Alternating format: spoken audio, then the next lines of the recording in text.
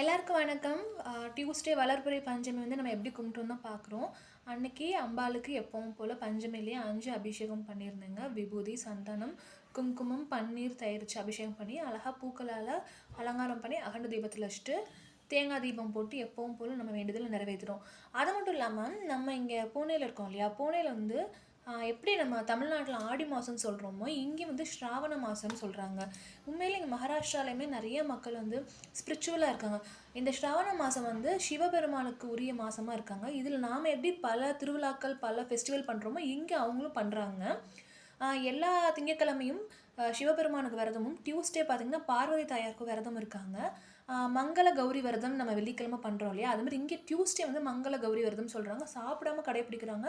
ரொம்பவே ஆச்சரியமாக இருந்துச்சு. பரவாயில்ல, இங்கேயும் இந்த மாதிரி நிறைய பண்ணுறாங்கன்னு.